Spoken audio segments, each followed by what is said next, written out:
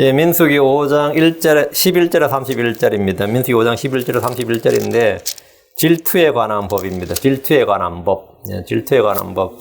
여러분이 뭐 성경만 읽으시는 분들은 좀 익숙하죠, 사실은.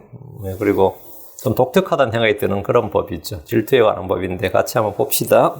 민수기 5장 29절 말씀 같이 읽습니다. 민수기 5장 29절 말 같이 읽습니다.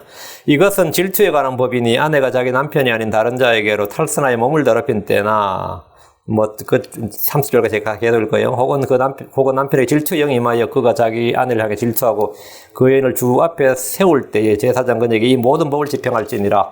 질투에 관한 법이었는데 이 질투에 관한 법이 11절부터 28절까지 11절로 28절까지가 질투에 관한 법입니다.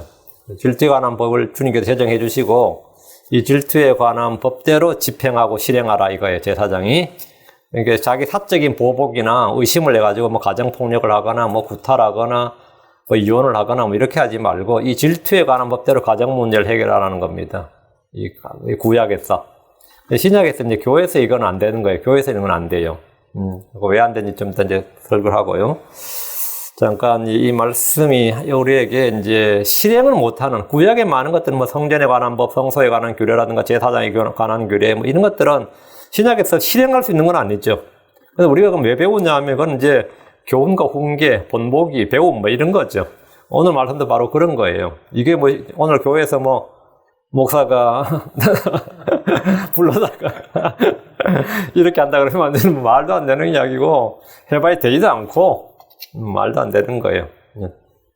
그래서 이제 참고하시고 왜 우리 구약 성경이 우리에게 주는 이제 그런 것들을 물론 직접적 다이렉트로 이제 적용할 구절들도 있지만 아닌 것들도 구약에 많이 있습니다. 그렇다고 구약이 필요 없다든가 그런 건 전혀 아니에요. 예. 잠깐 기도합니다. 전능하신 주 하나님 감사합니다. 이 말씀에 기름 부어주시고 또 듣는 모든 혼들에게도 은혜를 주셔서 질투하시는 하나님 또 질투의 법, 질투의 영 여기에 대해서 잠깐 다루고자 합니다. 아버지 하나님께서 지혜와 계심을 주시고 깨닫는 마음을 주셔서 늘 저희가 순결한 마음, 순결한 몸으로 우리 주님을 섬길 수 있도록 도와주십시오. 주의 성기도합니다. 아멘. 아멘. 예, 오늘 공부할 민수기는 질투에 관한 법입니다. 이 법은 음행한 여자, 탈선한 여자를 처리하는 법. 이스라엘 내에서 음행한 여자, 결혼한 상태예요. 탈선한 여자를 처리하는 법인데 사람들의 편견이나 오해 중에 하나가 음행이나 간음은 주로 남자들이 하는 짓이고 남자들이 주로 짓는 죄고 불법으로 행하는 겁니다. 근데 전혀 그렇지 않습니다. 왜냐하면 음행이나 간음이라는 게 둘이 짓는 죄지 혼자 짓는 죄가 아니에요. 근데 신문이나 뉴스에 보면 데이터를 보면 항상 남자가 뭐 70%면 여자는 뭐 10% 이런 식으로 나오거나 뭐 남자 50% 여자 20% 이런 식으로 굉장히 차이가 많이 나는데 그 말이 안 되죠. 간음은 남자가 50%면 여자도 50%인 거죠.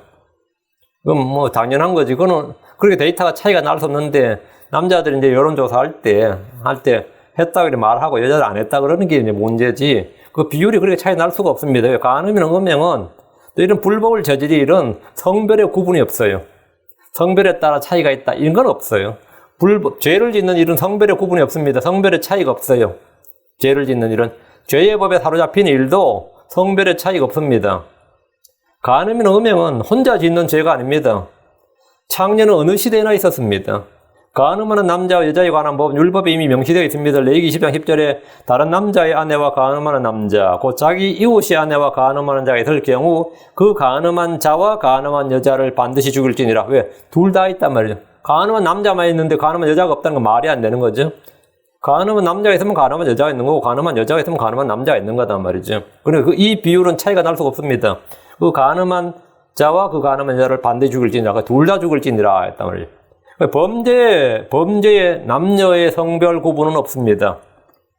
형벌의 차이도 없습니다. 늘 남자들이 이런 문제로 가정을 파괴하는 것처럼 보이지만 여자들 역시 동일합니다. 음탕한 여자, 간음한 여자는 귀중한 생명을 사냥합니다. 잠언 6장 26절에 음탕한 여자로 말미암아 남자가 빵 한 조각을 얻으려고 끌려가나니 간음하는 여자는 귀중한 생명을 사냥하려다. 간음하는 여자는 귀중한 생명을 사냥하려다. 이 잠언에 보면 오히려 여자 조심하라는 게 더 많이 나오죠. 남자 조심하라는 말보다 여자 조심하라는 말이 훨씬 많이 나옵니다. 왜? 더 은밀하고 간교하기 때문입니다. 여자로 인해 죄를 짓는 케이스. 남자로 인해서 뭐 인생 망친 여자 이야기 참 많이 들어봤죠. 반대로 여자로 인해 인생 망친 남자가 훨씬 많아요. 훨씬 많은데 그걸 차마 말을 못하는 거지, 창피해서. 그 성경에도 그래서 가늠하는 여자는 귀중한 생명을 사냥하려다. 이 귀중한 생명이 누구예요? 남자들 생명을 사냥한다 이 말이에요. 여자와 가늠하는 자는 명철이 부족한 자입니다. 가늠하는 자는 자기 자신의 혼을 망하게 합니다. 잠언 6장 32절에 그러나 누구든지 여자와 가늠한 자는 명철이 부족한 자니라. 그것을 행하는 자는 자기 자신의 혼을 망하게 하며 자기 자신의 혼을 망하게 한다는 거예요. 자기 자신의 혼을. 가늠은 자기 몸에 죄를 짓는 것이고 자기 혼을 망하게 하는 죄입니다. 잠언 3장 18절에서 20절 내게 너무나도 놀라운 것 세 가지가 있으며 참으로 내게 알지 못하는 건 네 가지가 있나니 곧 공중에 있는 독수리의 길과 바위 위에 있는 뱀의 길과 바다 한가운데 있는 배의 길과 처녀와 함께한 남자의 길이니라. 이건 뭐죠? 사실 마지막 거 이 이야기를 하려고 앞에 거 세 가지를 든 거예요. 표시가 안 난다는 거죠. 이 말씀을 보면 가늠하는 남자는 표시가 나지 않습니다. 자기가 입으로 말하지 않는 이상 표시가 잘 안 나죠. 공중에 있는 독수리의 길이나 바위 위에 있는 뱀의 길이나 바다 한가운데 있는 배의 길이나 처녀와 함께한 남자의 길은 표시가 나지 않는 길이다. 그럼 가늠하는 여자는 어떻습니까? 잠언 3장 20절 가늠하는 여자의 길도 그러하니라. 똑같다 이거예요. 가늠하는 여자의 길도 그러하니라. 그 여자야 그 임신만 안 한 이상은 똑같다 이 말이죠. 그녀가 먹고 자기 입을 씻고는 말하기를 내가 사악한 짓을 행하지 아니하였다 하느니라. 여자는 다 이렇게 나는 안 했다. 그래서 이 조사를 해도 말이죠. 심지어 의사가 물어도 솔직히 말을 해줘야 되는데 의사가 물어도 안 했다고 딱 잡아떼니까 의사가 이제 랩에 보내가지고 몇 가지 균이 나왔는데 이거는 이런 균이 나왔는데 랩에 조사해보니까 이게 나는데 똑바로 말씀하시죠. 그때서야 할 수 없이 부끄러워서 어떻게 말해요 이런다면 의사 돌아버려요. 응? 내가 사악한 짓을 행하지 아니했다. 이걸 남자들은 뭐 경찰서 앞에서나 검사 앞에 가서 몰리면 코너에 몰리면 그냥 했다 그래요 보통. 자기 코너에 몰리면 했다 그래. 근데 여자들은 끝까지 안 했다 그래요. 그래서 그냥 프로테지가 낮은 것뿐이지 똑같습니다. 내가 사악한 짓을 행하지 아니하였다 하느니라. 이건 여자들 특징 끝까지 잡아뗍니다. 그 가늠하는 여자의 길도 마찬가지다 이 말이에요. 끝까지 잡아뗀다. 그럼 우리는 사람을 안 믿는 거죠. 요즘 흔히 나오는 뉴스를 보면 결혼했던 사람이 총각 행세라는 경우가 있죠. 많이 있습니다. 한국에서 결혼해서 미국도 기와가지고 여기 와가지고 여기서 총각 행세하는 사람도 있어요. 결혼하고 나서 한국에 마누라 했다 이런 교포들 있죠. 반대로 결혼했던 여자가 처녀 행세를 하다가 또 결혼하는 일도 있습니다. 많이 있습니다. 그런데 이런 일이 누군가의 증인이 없으면 또 증언이 없으면 증거가 없으면 표시가 나지 않습니다. 표시 나요 안 나지. 이 역시 간음입니다. 하나님을 음행하는 자나 우상숭배자나 간음한 자나 여성화된 남자와 남자와 더불어 자신을 욕되게 하는 남자는 불의한 자고 하나님의 왕국을 상속받지 못한다고 말합니다. 그럼 이런 은밀한 자가 말은 안 하지만 이런 은밀한 자가 이스라엘 내에 막 넘친다 그러면 하나님이 그들 해중 한가운데 거하신 이 땅에서 이런 일이 있으면 되겠어요 안 되겠어요? 당연히 안 되죠. 하나님께서 이런 일을 좀 처리를 하셔야 되는 거죠. 오늘 나눌 본문 말씀은 표시도 나지 않고 알 수도 없는 부부간의 문제를 지금 다루고 있는 겁니다. 자, 본문을 봅니다. 11절. 지금이 구약시대 아닌 게 참 다행인 줄 알아야 됩니다. 주께서 모세에게 말씀하여 이르시되 주께서 부부의 탈선 범법에 관한 법을 모세에게 말씀하셨습니다. 이 말씀은 여느 다른 말씀과 마찬가지로 주께서 모세에게 말씀해 주신 겁니다. 이 법은 사람들이 만들어낸 법이 아닙니다. 사람들의 지혜나 당시 고대 중동 지역에 관습을 적어둔 것이 아닙니다. 하나님께서 탈선한 아내, 범법을 행한 여자에 대해 의심하는 남편이 있을 경우에 그에 대해서 어떻게 해결할 것인지를 말씀해 주셨습니다. 성경 말씀합니다. 히브리서 13장 4절 결혼은 모든 것 가운데서 존귀한 것이요 잠자리는 더럽히지 말아야 하거니와 음행을 삼는 자들과 간음하는 자들은 하나님께서 심판하시리라. 중요한 말 이겁니다. 하나님께서 심판하시리라. 하나님께서 심판하시리라. 음행을 삼는 자들과 간음한 자들은 누가 심판한다? 내가 심판할 필요가 없어요. 교회가 심판할 필요 없고 교회가 할 수 있는 일이란 것은 그런 사람과 사귀지 않고 쫓아내는 정도지. 하나님께서 심판하시리라. 그건 틀림없는 말씀이죠. 하나님께서 심판하십니다. 그의 몸의 질병을 주든지 그 혼을 망하게 하시든지 하여튼 하나님이 심판하신다. 이건 틀림없는 거죠. 결혼하면 몸은 더 이상 자신의 것이 아닙니다. 아내의 몸은 남편이 주관하고 남편의 몸은 아내가 주관합니다. 고린도전서 7장 4절에 아내가 자기 몸을 마음대로 하지 못하고 남편이 하며 남편도 이와 같이 자기 몸을 마음대로 하지 못하고 아내가 하느니라. 자기 몸을 마음대로 하지 못하고 중요한 말입니다. 아내나 남편은 각자 자기 몸을 자기 몸이라고 마음대로 하지 못한다고요. 누가 한다고요? 아내가 자기 몸을 마음대로 하지 못하고 남편이 하며, 남편도 이와 같이 자기 몸을 마음대로 하지 못하고 아내가 하며. 그래서 이게 누구의 것이냐 이거죠. 결혼하는 순간에 그 몸은 내 것이 아닌 거죠. 그래서 내 몸에 죄를 짓는 거, 내가 음행을 하면 자기 몸에 죄를 짓는 거이다 할 때 그는 부부가 둘이 한 몸이기 때문입니다. 이 진리는 오늘날 크리스천들이 반드시 기억해 둬야 될 중요한 말씀입니다. 이 진리가 음행을 막습니다. 이것은 배우자가 있는 남자와 여자들이 음행을 피하고 자기 몸을 깨끗하게 지키는 가장 기본적인 진리입니다. 가장 기본적인 진리인데, 이런 진리가 이 크리스천들에게 속에 내재화가 되어 있지 않으면 교회가 이제 예배당이 아니라 연회당이 되는 겁니다. 12절입니다. 이스라엘 자손에게 말하고 그들에게 이르라. 주님께서 모세에게 말씀하신 후에 모세는 이스라엘 자손에게 말하고 그들에게 이르라. 만일 어떤 사람이 아내가 탈선하고 그에게 범법을 행하며, 하나님 모세에게 말씀하시고 이스라엘 자손에게 말하고 그들에게 이르라고 하셨습니다. 이것은 이스라엘 자손들에게 주께서 주신 말씀입니다. 하나님께서 다이렉트로 이스라엘에 주실 수 있는데 그들이 모세를 통해 말씀하라고 했으니까 모세를 통해 말씀하신 거죠. 만일 어떤 사람의 아내가 탈선하고 그에게 범법을 행하며, 아내의 탈선과 범법은 주로 음행에 관련된 것입니다. 고린도전서 6장 18절, 음행을 피하라. 사람 행하는 모든 죄는 몸 밖에 있거니와 음행하는 자는 자기 몸에 죄를 짓느니라. 자기 몸에 죄를 짓느니라. 음행하는 자는 자기 몸에 죄를 짓느니라. 자기 몸, 이게 뭐죠? 예, 배우자가 몸도 자기 몸이에요. 그게 내 아내의 몸은 내 것이다고, 내 남편의 몸은 내 것이라고. 음행하는 자는 뭐에 몸을 짓는다고? 뭐에 죄를 짓는다? 자기 몸에 죄를 짓느니라. 자기 몸에 죄를 짓느니라. 또 말씀하시기로 고린도전서 6장 13절, 이제 몸은 음행을 위해 있지 아니하고 주를 위해 있으며 주께서는 몸을 위해 계시느니라. 몸은 음행을 위해 있지 않다. 주를 위해 있으며.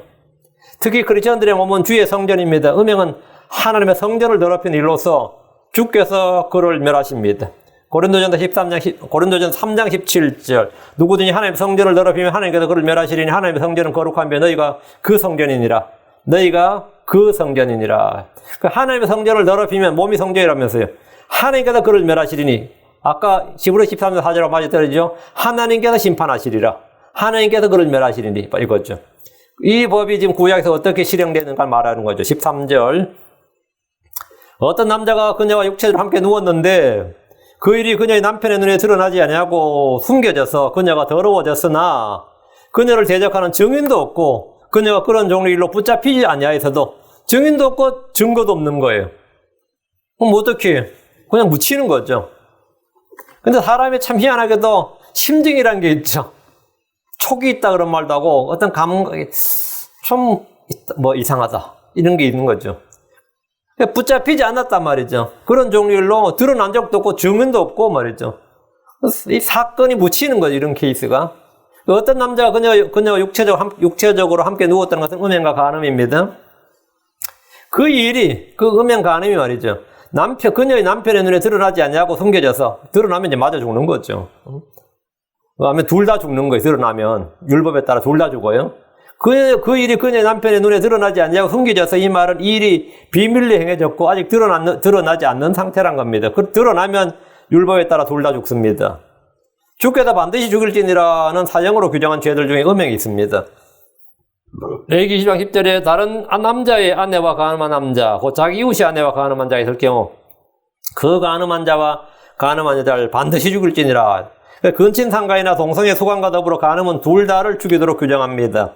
사형에 당하는 죄를 지은 남자나 여자는 이것을 철저히 숨길 수밖에 없습니다. 드러나면 죽는데 죽을 때까지 비밀을 지켜라 이럴 수밖에 없는 거죠.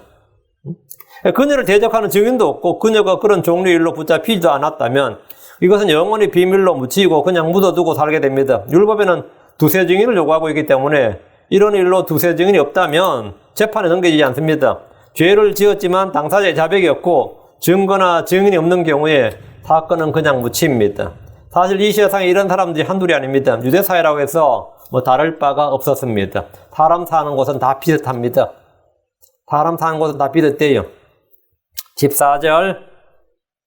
근데 문제가 터진 거예요. 증인도 없고 증언도 없는데 일도 안 드러나는데 뭐가 터진 거예요?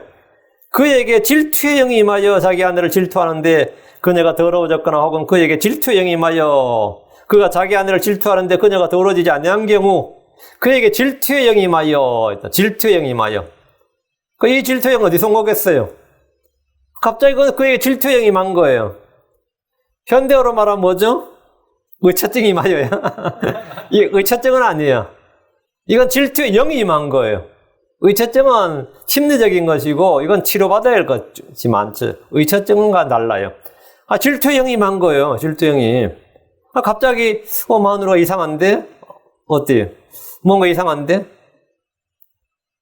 보통 남자들 같으면 괜히 생사를 의심하면 안 되지 이런 생각이 드는데 그게 아니라 질투의 영이 임해버린 거예요. 질투의 영이 임해버리면. 근데 그 질투를 하는데 그녀가 더러워졌거나 혹은 그에게 질투의 영이 임하여 그가 자기 아내를 질투하는데 그녀가 더러워지지 아니한 경우 둘 다 지금 더러워졌거나 더러워지지 않는 경우 더러워졌다는 말은 이미 사건가 터진 거예요. 더러워지지 아니한 경우는 아직 사건은 안 터진 거야. 이건 그 대신 방어 역할을 하는 거죠. 막아주는 역할을 하는 거예요. 남편이 질투에 영임해서 자기를 막 질투하면 뭐 된 거죠? 이 사건, 혼이 더러워질 수 있는 그 기회가 이제 막히는 거죠. 응? 지금 남편이 굉장히 의심하고 촉을 감도세우고 있다 이러면 어떤 거죠? 굳이 못 하는 거죠. 질투에 영임했다는 말은 둘 중에 하나예요. 죄를 드러내거나 죄를 막거나예요. 지금 14절의 그 이야기입니다. 여자가 불륜을 저질렀지만 증거나 증인은 없고 남편에게는 심증이 있고 계속해서 의심하는 경우입니다. 근데 의심의 불길이 계속 타오른 거예요. 그에게 질투의 영이 임하여 이 말은 자기 아내가 가늠과 음행을 했다는 합리적 의심이 강하게 들고 그러나 반대 증거나 증인이 분명하게 나오지 않는 이상 의심을 떨쳐버릴 수 없는 경우입니다. 요즘 어떤 사람은 자기 아내를 의심해서 자식의 유전자 검사를 합니다.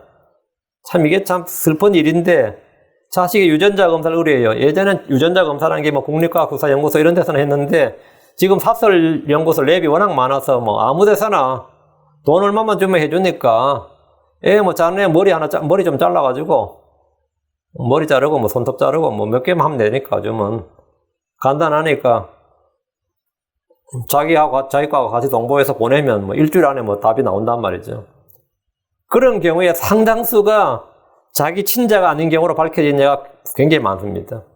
근데 그때 그 남자들 반응이 뭐냐면 자기는 사실을 알고 있었는데 미루다가 유전자 검사를 의뢰했다 이거예요. 유전자 검사를 의뢰할 때는 의심이 가서 하는 것이 아니라 자신의 의심을 확증하기 위해서 그래서 이제 이혼 소송을 하거나 이혼 소송하면 위자료 문제나 이런 문제, 재산 분할 문제 같은 거를 유리하게 하기 위해서 그냥 한 거예요. 그들의 그 증언을 들어보면 내가 지금까지 몰라서 그냥 모른 척 하고 있었던 것이지 몰라서 지금 있었던 게 아니다 이거예요. 근데 물으면 아이라 그러니까 유전자 검사로 끝장을 봐버리는 거죠. 그거 진짜 그러면 자식만 돌아버리는 겁니다. 자식들만 돌아버려요. 네 내 자식 아니다. 아버지가 네 내 자식 아니다 이래버리면 그 남편에게 임한 질투의 영은 의처증이 아닙니다. 그렇다고 강제로 자백을 받아낼 수도 없는 상황입니다. 남편이 자기 아내를 질투하는데 그 질투의 영이 모두 유죄를 입증하는 건 아닙니다. 질투의 영이 임해도 그녀가 더러워졌거나 또는 그녀가 더러워지지 않는 경우는 이제 반대입니다. 반반입니다. 더러워졌다 이것은 유죄를 밝혀내서 그걸 처형하는 거고요. 더러워지지 않는 경우는 뭐죠? 그 죄를 앞으로 절대 이제 그런 것 못하도록 막는 경우입니다. 그럼 이런 경우에 어떻게 해야 되느냐? 이제 남편이 질투에 임했어요. 어떻게 해야 되는 거예요?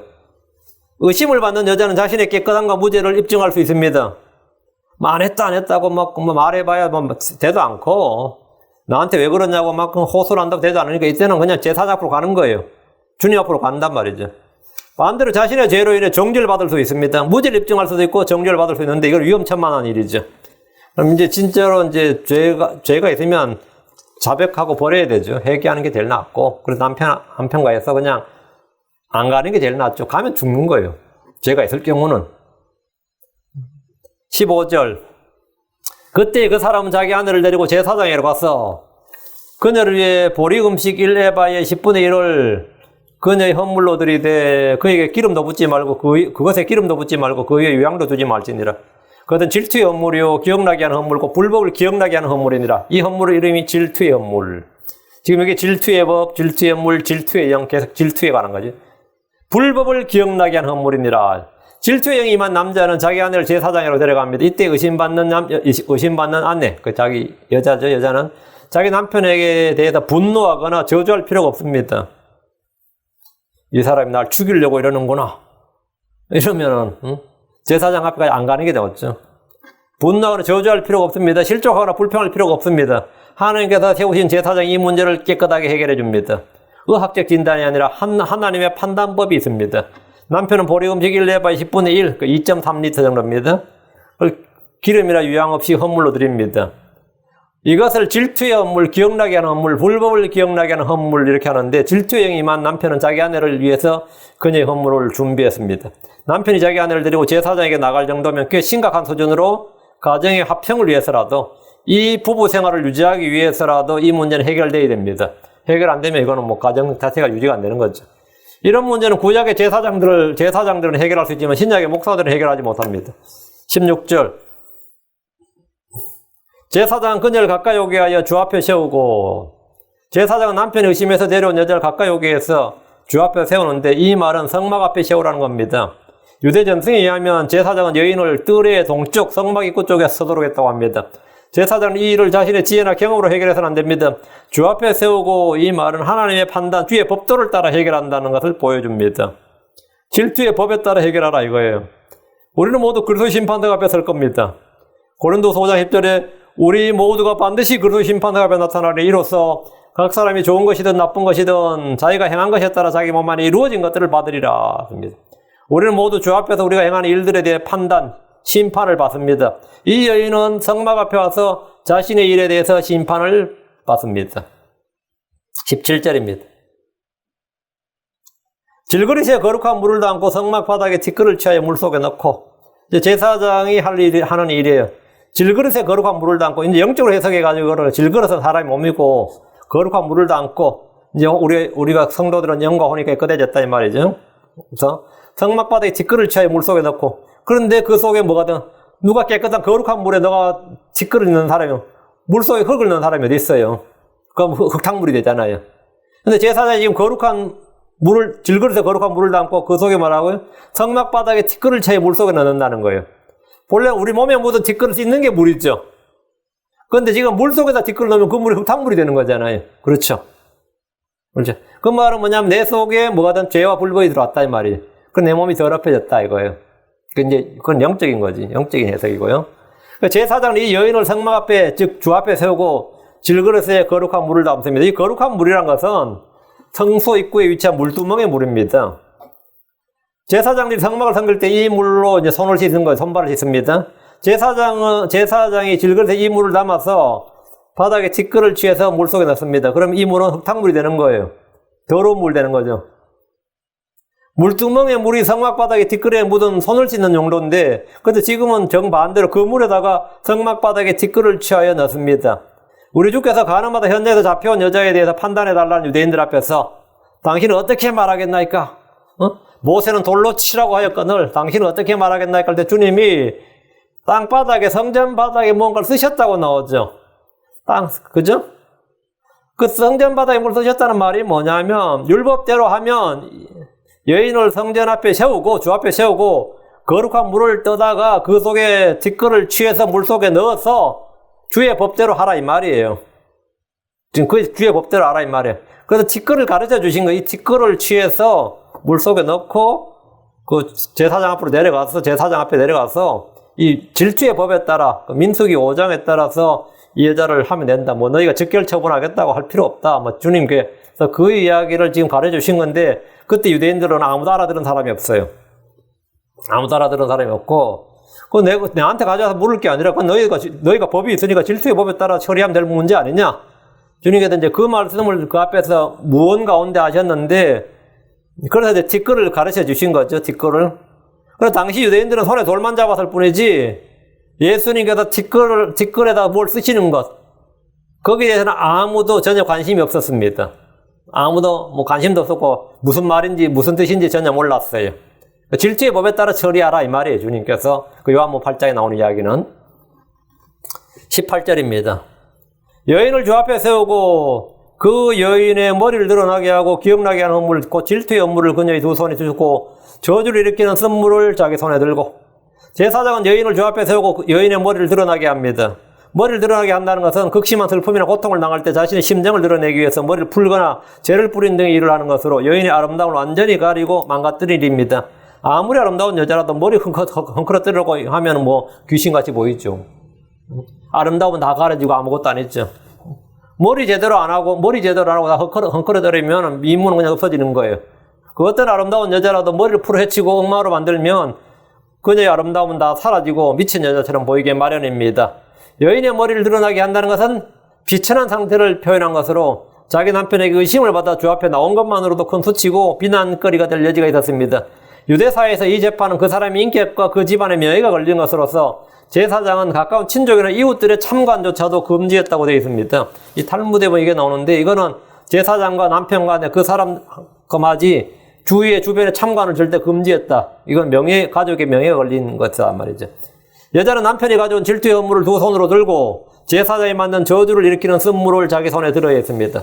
제사장이 질그릇에 거룩한 물을 담고 뒷걸을 넣은 물을 저주를 일으킨 쓴물이라고 하는데 유죄가 되면 이 물이 여자의 몸에 들어가 넓적단을 썩게 하고 배를 붓게 합니다. 여자의 몸에 들어가 이 말은 이 물을 마시게 하거든요. 이 물을 마시게 하면 그게 독이 되는 거예요. 그래서 여자는 특히 배가 복수가 차오르고 넓적다리가 썩게 된단 말이죠. 그럼 결국 죽는단 말입니다. 죽는데 좀 비참하게 죽는 거죠. 이 물에 무슨 신비한 효능이 있어서 이 물이 무슨 신비한 효능이 있어서 그런 것이 아니라 제사장이 저주의 맹세를 하게 함으로써 주 앞에서 저주의 맹세를 하고 이 여자가 아멘 아멘 하는 거예요. 그래서 저주의 맹세가 체결이 되면 그 저주가 유죄일 경우에 그대로 집행이 됩니다. 주 앞에서 집행이 되는 거예요. 그래서 유죄가 확증이 되는 거죠. 그럼 죽어요. 19절입니다. 그녀에게 명하여 맹세하게 하고 맹세하게 하고 제사장이 이제 맹세하게 합니다. 그 따라하게 하는 거죠. 그 여인에 이르기를 어떤 남자도 너와 함께 누군 적이 없고 또 내가 내 남편이 아닌 다른 자와 더불어 부정한 대로 탈선하지 아니하였으면 저주를 일으키는 이 쓴물에서 내가 자유로운 몸이 되리라. 아니 아멘이죠. 여인은 주 앞에서 질투의 물과 저주를 일으키는 쓴물을 가지고 서서 제사장이 맹세하게 하고 말을 합니다. 어떤 남자도 너와 함께 누운 적이 없고 또 내가 내 남편이 아닌 다른 자와 더불어 부정한 대로 살선하지 않았으면 저주를 일으키는 이 쓴물에서 내가 자유로운 몸이 되리라. 이 물을 마셔도 너는 아무런 문제가 없으리라. 이 말이에요. 너는 무죄가 확정되리라. 응? 이 여인이 무죄일 경우에 그 여인은 이 물을 마셔도 아무를 해롭지 않습니다. 까닭 없는 저주는 임하지 않습니다. 제사장은 죄가 없을 경우에 내가 자유로운 몸이 되리라 이렇게 말합니다. 이것은 주 앞에서 선포하는 판결문입니다. 우리는 그리스도를 통해 자유를 얻었습니다. 주께서는 자신의 몸으로 우리의 죄와 불법을 제거하시고 자유를 주셨습니다. 갈라디아서 5장 1절에 그리스도께서 우리를 자유롭게 하려고 자유를 주셨으니 그러므로 그 안에 굳게 서서 다시는 종의 멍을 매지 말라 했습니다. 요한복음 8장 36절에 그러므로 아들이 너희를 자유롭게 하면 너희가 참으로 자유롭게 되리라. 주님께서 간음으로 잡힌 여자에게 가서 다시는 죄를 범하지 말라. 나도 너를 정죄하지 않으니 가서 다시는 죄를 범하지 말라.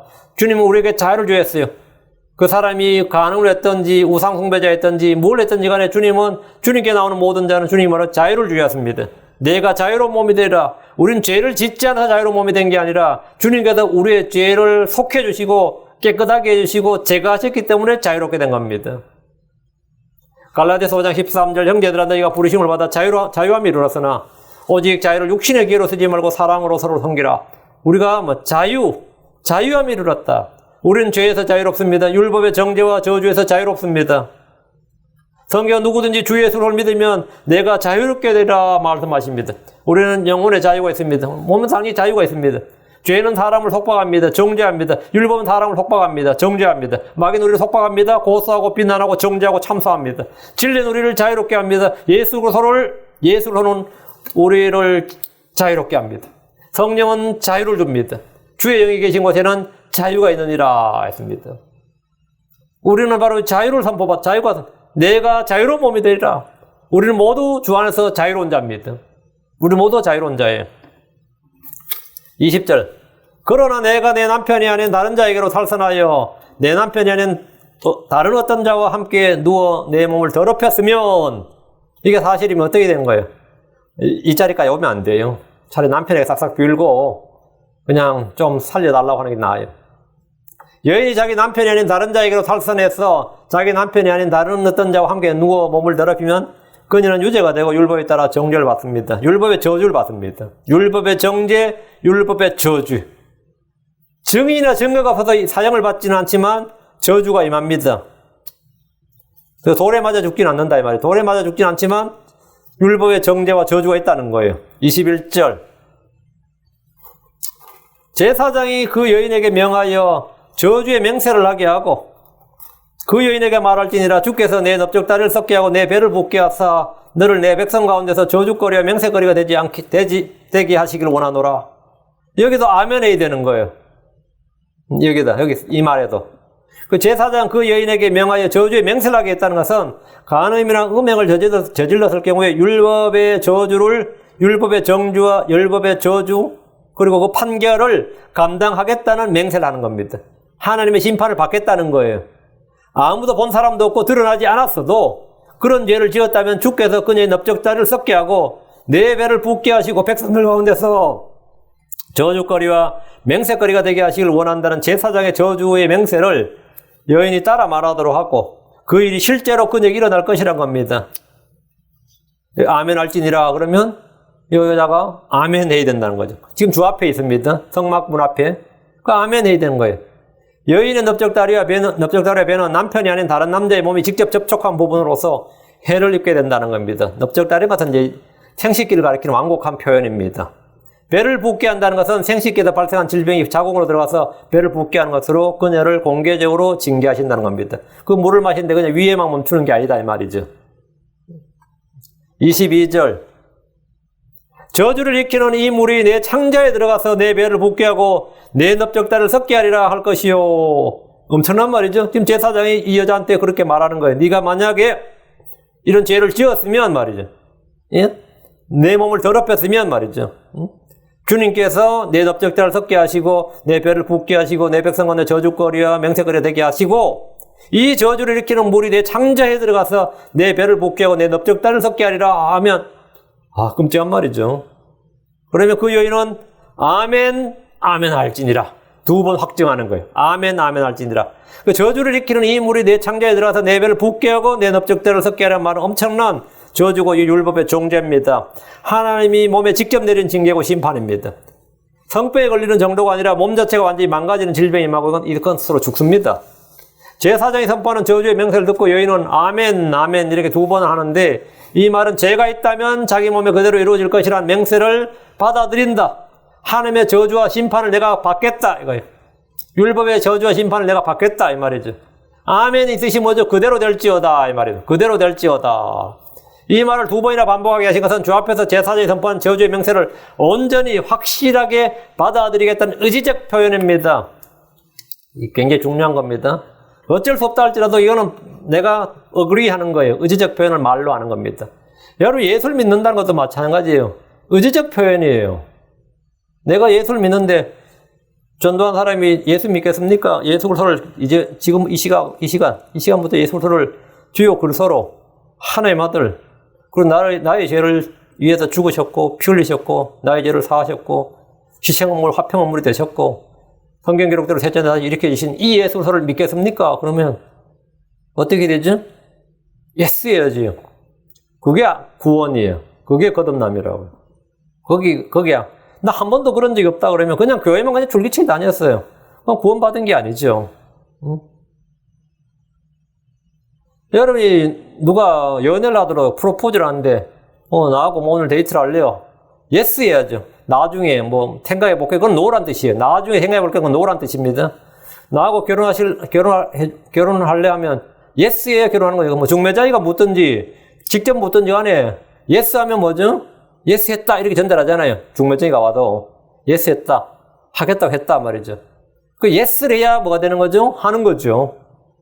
당신 예수를 믿겠습니까? 우린 전도자들 다 중매쟁이에요.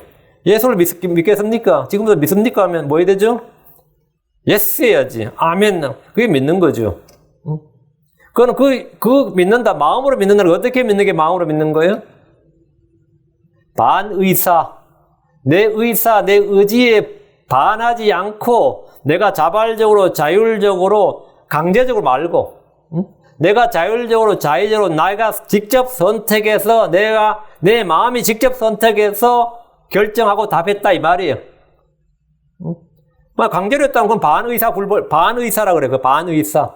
그 마음으로 믿는다고 해서 내가 내 마음에 반의사가 아니고 내가 누가 강제로 하고도 아니고 협박해서도 아니고 내가 이것 때문에 불이익이나 뭘 감당할까 이런 압력으로 해서 예수를 믿는다 한 것도 아니고 나의 자발적이고 자율적이고 내 자의로 발론티어 내 프리윌 자유의지로 선택하고 결정한 말이라 이 말이에요.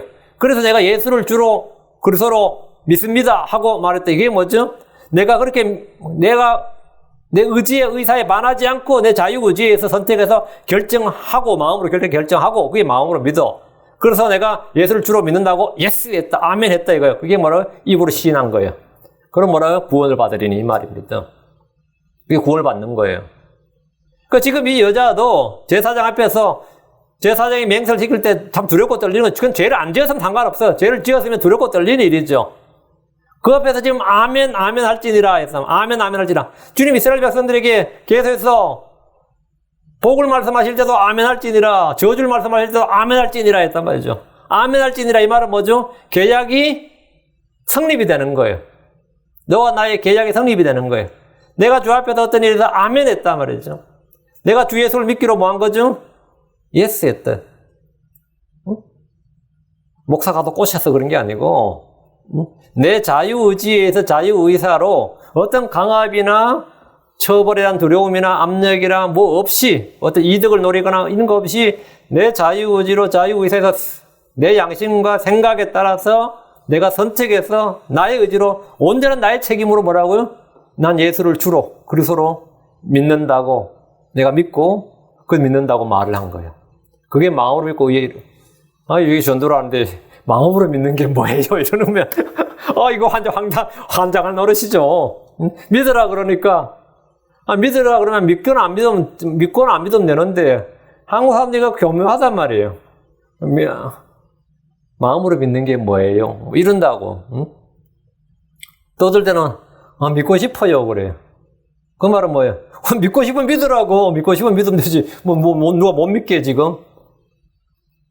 믿고 싶어요 한데 그 말 안 믿겠다는 말인데 못 믿겠다는 말은 뭐라죠? 믿고 싶은데 못 믿겠어요 그 말이죠. 믿고 싶은 건 그게 말이 잘 안 되는 말인데 한국 사람들이 그게 말이 돼. 한국 사람들끼리 그게 말이 된다고. 되죠? 여러분 전도해보면 알아요 그거. 저도 믿고 싶긴 한데 지금 누가 못 믿게 해요?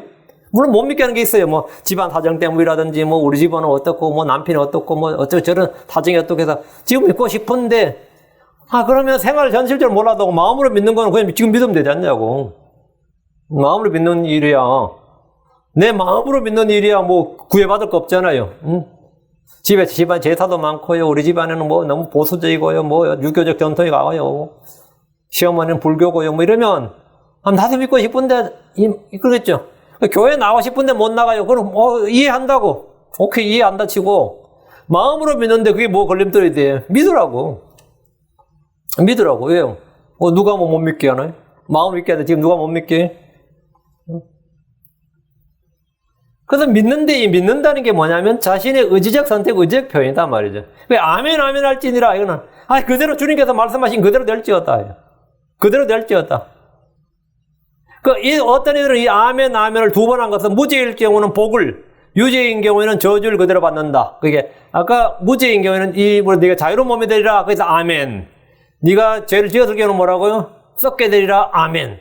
그래서 무죄인 경우는 해를 받지 않고 씨를 후퇴한다.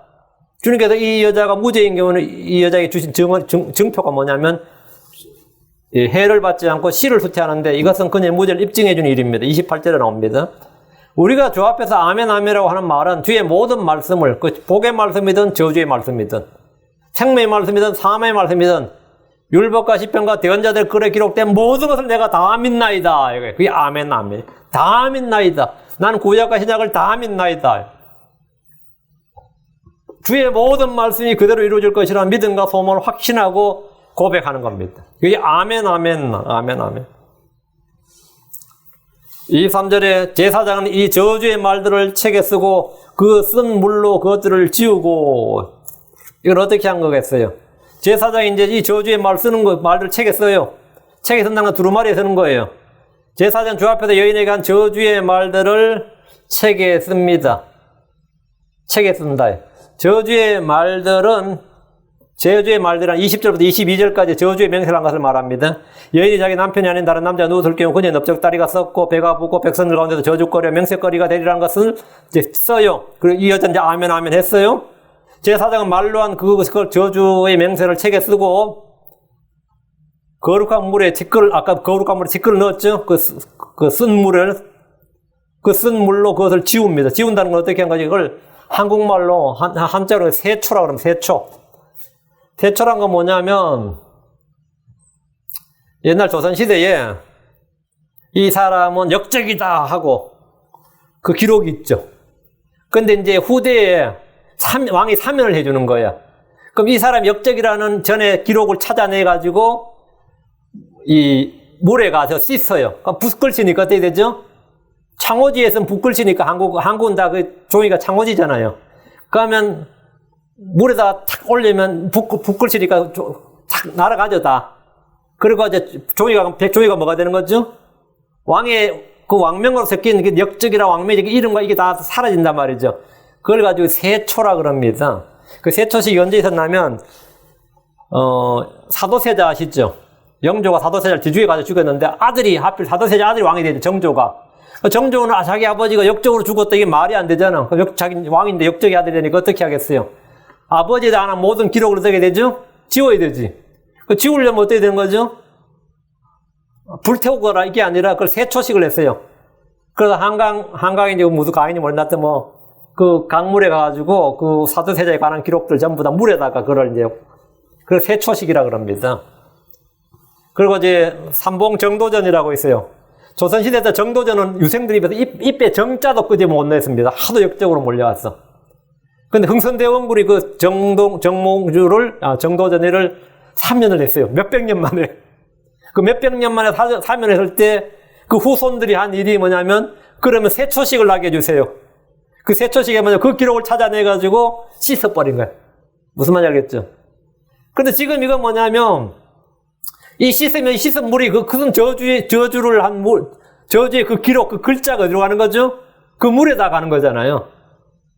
그 물에는 지금 거룩한 물에, 지금 자, 보세요. 질그릇에 거룩한 물을 담았어요. 거룩한 물에 지금 뭘 담았죠? 성전 바닥에 티끌을 담았죠. 성전 바닥에 티끌을 담고 지금은 저주의 맹세를 기록한 글을 뭐라고 두루마리 써서 씻어버린다고. 그럼 씻어버리면 그 잉크가 어떻게 되는 거죠? 그 저주의 글이 적힌 잉크가 그 물에 그대로 기록되는, 그대로 남는 거죠. 그러면 잉크가 다 풀리면서 그 물은 저주의 맹세의 말이 그대로 녹아든 물이 되는 거예요. 그 글자가. 맞죠? 자, 여기까지 됐고, 24절. 여인으로 하여금 저주를 일으키는 그 쓴물을 마시게 할지니, 저주를 일으키는 그 물이 그녀에게 들어가서 쓰게 되리라. 그래서 그 물을 마시게 하는 거예요. 이 더러운 걸 어떻게 마셔요가 아니라, 이 물을 마시게 한다는 거예요. 이 물 마시는데 무죄면 오히려 그 몸이 튼튼해지고 자식을 낳을 수 있어요.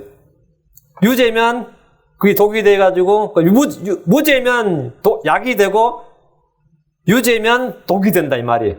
그 저주를 일으키는 그 물이 그녀에게 들어가서 쓰게 되리라.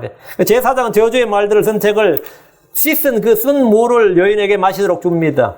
여인은 질그릇에 거룩한 물을 담은 것에 티끌을 넣고 저주의 맹세가 쓴 것을 씻는 그 물을 이제 제사장이 마시게 하니까 마시죠. 이 물은 저주를 일으키는 물입니다. 이 물은 음행을 저지른 여인이 마실 경우에 그녀에게 들어가서 쓰게 됩니다. 25절. 그 뒤에 제사장은 그 여인의 손에서 질투한 헌물을 취하여 그 헌물을 주 앞에서 흔들고 제단 위에서 들이대. 자, 그 뒤에 제사장은 여인의 손에서 질투 헌물을 취하고 남편이 가져온 거 있죠. 헌물을 주 앞에 흔들고 제단 위에 드립니다. 남편이 자기 아내를 위해 가져온 질투 헌물을 제사장이 받아서 주게 드린 겁니다. 이 역시 재판의 한 과정입니다. 26절. 그 헌물 중에 그것의 기념물로 한 움큼을 취하여 제단 위에서 태우고 그 뒤에 그 여인으로 하여금 그 물 마시게 할지니라. 그러니까 지금 순서에 따르면 25절, 26절이 앞서는 거죠. 태우고 물을 마시게 하는 거니까.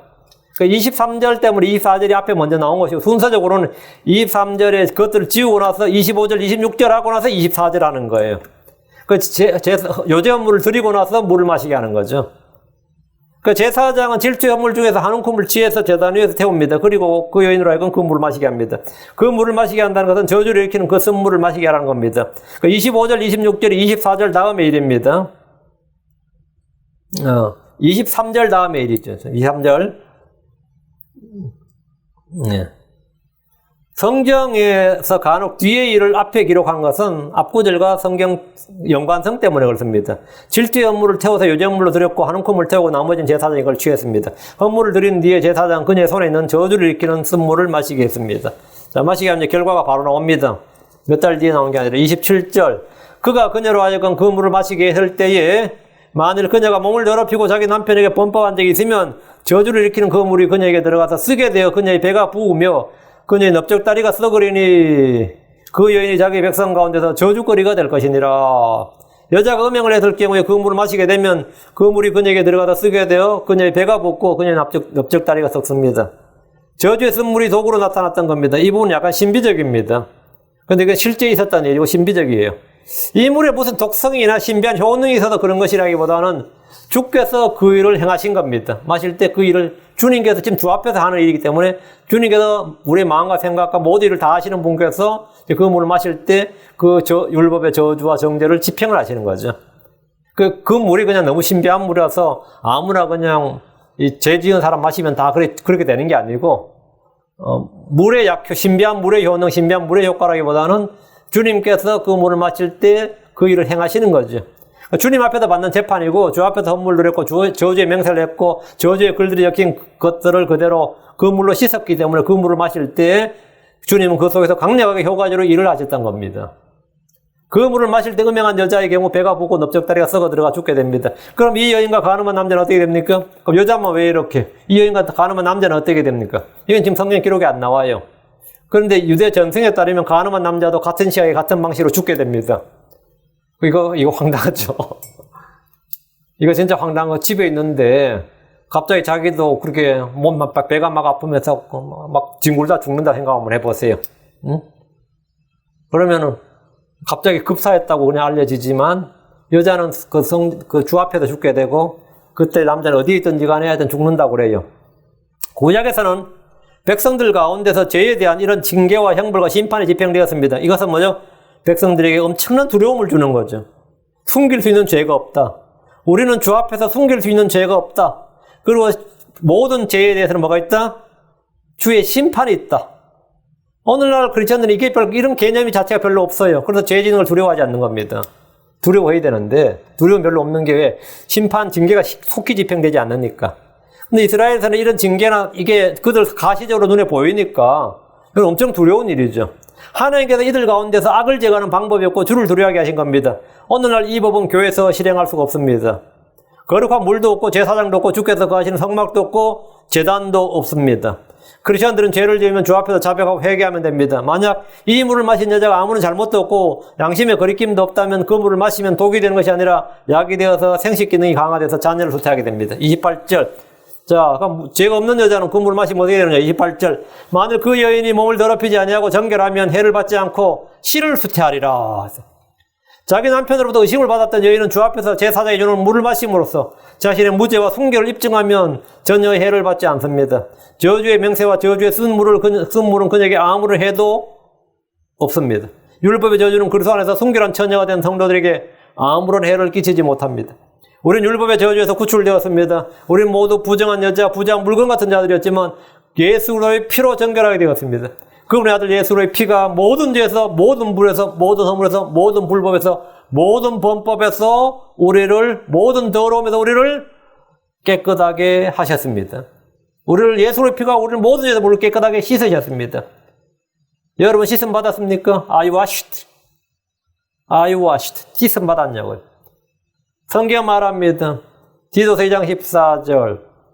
그분께서 우리를 위하여 자신을 주시면 모든 불법으로부터 친히 우리를 구속하시고 우리를 정결하게 하사 선한 행에 열심을 내는 백성 곧 자신이란 특별한 백성이 되게 하려 하심이니라 했습니다. 예수께서는 우리를 사랑하사 자신의 피로 우리의 죄들로부터 우리를 씻으셨습니다. 여러분은 그리스도의 피로 깨끗하게 씻음 받았습니까? 정결하게 되었습니까? 주께서는 자신의 피로 말씀의 물로 성령의 새롭게 하심으로 우리를 깨끗하게 씻어주었습니다. 우리는 깨끗하게 씻음받았습니다. 우리는 더 이상 율법의 저주나 정죄 아래 있지 않습니다. 우리는 예수의 피로 깨끗하게 되었다. 질투의 영에 사로잡힌 그 여인이 몸을 더럽히지 않고 정결하면 주 앞에서 한 저주의 명세나 저주의 쓴물에 아무런 해를 입지 않고 오히려 씨를 수태합니다. 아내를 의심했던 자기 남편에게 자식을 안겨주는 겁니다. 여기서 씨를 수태한다는 것은 남편과의 사랑이나 정상적인 부부관계를 회복했다는 증거입니다. 또 주께서 그녀를 기억하시고 사랑한다는 표적입니다. 주께서 어떤 여인을 기억하셨다는 표적으로 주신 열매가 수태입니다. 씨를 수태했다는 것은 하나님께서 그녀를 복을 주셨다 이 말입니다. 이것은 가족들과 친지들, 이웃들에게 주께 복을 받았다는 표시가 되는 겁니다. 29절 이것은 질투에 관한 법이니 이 아내가 자기 남편이 아닌 다른 자에게로 탈산의 몸을 더럽힌 때나. 지금까지 주께서 모세에게 주신 말씀은 질투에 관한 법입니다. 이스라엘에서 음행은 돌에 맞아 죽는 사형에 해당하는 큰 죄입니다. 만약 들키지 않는다 해도 남편에게 질투의 영이 임하면 질투의 법에 따라 결국 죽게 됩니다. 만약 아내가 자기 남편이 아닌 다른 자에게 탈선해서 몸을 더럽힌 때 증거나 증인도 없고 그냥 의심을 하면 가정불화가 일어나고 가정폭력이 일어나고 이혼을 하게 되거나 심지어 살인까지 일어납니다. 주님 이런 때에 남편이 자기 방식대로 해결하지 않고 주 앞에 나와서 질투의 법에 따라 해결하도록 하셨습니다. 제사장은 질투의 법에 따라 이 문제를 주 앞에서 해결해 줘야 됩니다. 때로 간교한 음녀나 간음하는 남자가 은밀하게 죄를 짓더라도 주께서 그 남편에게 질투의 영을 주심으로써 이스라엘 내에 있는 악과 불법을 제거해 주시기 위해서 주님이 친히 마련해 주신 법입니다. 하나님은 입법자이면서 동시에 심판자십니다. 주님은 법을 주시는 분이시고 그 법에 따라 심판하시는 분이다. 이게 질투의 법입니다. 30절 혹은 남편에게 질투의 영이 임하여 그가 자기 아내를 향해 질투하고 그 여인을 주 앞에 세울 때에 제사장 그녀에게 이 모든 법을 집행할지니라. 제사장은 이 모든 법을 집행할지니라. 남편에게 질투의 영이 임하여 그가 자기 아내를 향해 질투하고 그 여인을 주 앞에 세울 때 제사장은 질투의 법에 따라 모든 일을 처리해야 됩니다. 여기에는 개인의 외모를 존중하거나 취할 일이 전혀 없습니다. 뇌물도 통하지 않습니다. 주께서 주신 법대로 집행하면 됩니다. 자신의 견해나 생각은 전혀 중요하지 않습니다. 그 사람은 그럴 사람이 아닌데 그런 생각은 전혀 필요 없어요. 31절 이건 모함이다. 이건 음모다. 그런 거 필요 없어. 그냥 법대로 하면 돼요. 법대로 하면. 그러면 판결이 나는 겁니다. 그러면 그 사람은 불법에서 무죄가 될 것이요 이 여인은 자기 불법을 담당하리라. 여기서 그 사람은 남편입니다. 질투의 영이 임해서 자기 아내를 의심했고 결국 아내가 주의 징계나 저주로 죽게 되어도 그 남편은 무죄란 겁니다. 남편한테 네가 살인자다 그럴 건 아니죠. 그건 아니에요. 남편이 아내를 죽게 한 것이 아니라 그녀가 행한 죄의 결과로 죽게 된 것이기 때문에 남편은 아무런 양심의 가책을 받을 필요가 없습니다. 그냥 인간적으로는 좀 모르겠지만 어쨌든 무죄다고요. 만약 여자가 무죄로 결론이 난다 해도 아내를 의심했던 남편은 여자를 의심했던 죄 그런 건 없는 그냥 무죄입니다. 어떻게 결론이 나도 무죄예요. 그런데 신명기 22장 13절 19절에는 이거보다 좀 더 이상하게 나오죠. 결혼한 남편이 첫날 밤에 자기 아내의 처녀성을 의심하는 거예요. 그 의심을 해가지고 나 이 여자가 못 살겠다 그러고 이러면 이때가 무죄일 경우는 달라요. 이때는 무죄일 경우에 장인에게 백세겔의 보상을 해줘야 됩니다. 자기 의심했던 것에 대해서 함부로 의심했던 것에 대해서 보상을 해줘야 되고 아내를 버리지 못하고 평생을 데리고 살아야 됩니다. 그 한번 의심했던 죄가 그 아내를 절대 버리지 못합니다. 법에 따라서. 질투의 법은 이와는 달라서 남편이 보상 규정이 없어요. 무죄로 판결이 난다 해도 보상 규정은 없습니다.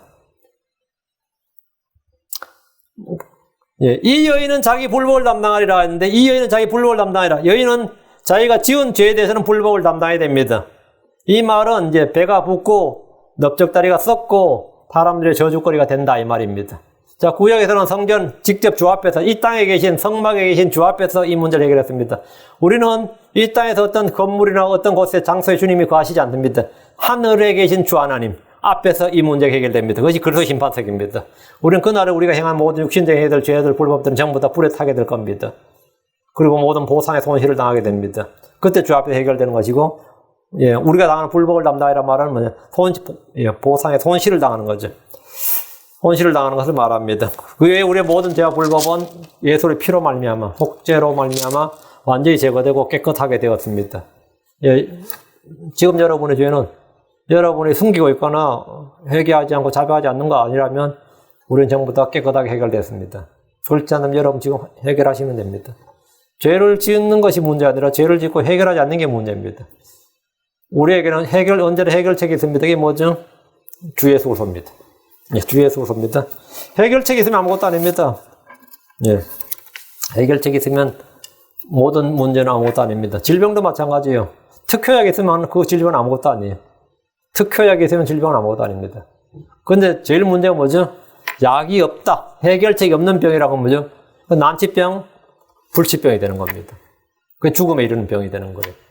죄는 분명히 죄의 사건 사망입니다. 그에 대한 해결책은 뭐죠? 우리 주 예수 그리스도입니다. 우리 주 예수 그리스도가 죄에 대한 해결책이 우리는 바로 주 예수로 인해서 주님께서 나를 위해 죽으시고 나를 위해 피를 흘리고 고난당하셨고 십자가에 못 박혀 죽으셨고 장사되었다가 셋째 날에 성경 기록대로 셋째 날 다시 일으켜졌습니다. 그로 말미암아 우리는 모든 불법에서 죄에서 깨끗함을 입었습니다. 하나님께서 행하시는 일입니다. 내가 예수를 믿을 때 내가 하나님 앞에 내 자신이 죄인임을 자백하고 주 앞에 나올 때 주님은 우리를 깨끗하게 하시는 분입니다. 말씀의 물로 깨끗하게 하시고 자신의 피로 깨끗하게 하시고 성령님의 새롭게 하심으로 우리를 깨끗하게 하시는 분, 우리를 정결하게 하시는 분, 우리는 늘 그분을 찬양합니다. 주님께 감사드리고 우리가 구약에 살지 않고 있는 것도 감사하고 구약에 살고 있지 않는 것도 감사하고 은혜 가운데 은혜 아래 있다는 건 더 감사하고 우리가 율법 아래 있지 않고 은혜 아래 있다는 건 더 감사하고 모든 일에 감사할 일이죠. 우리가 모든 일에 감사할 일이죠. 네. 기도합시다.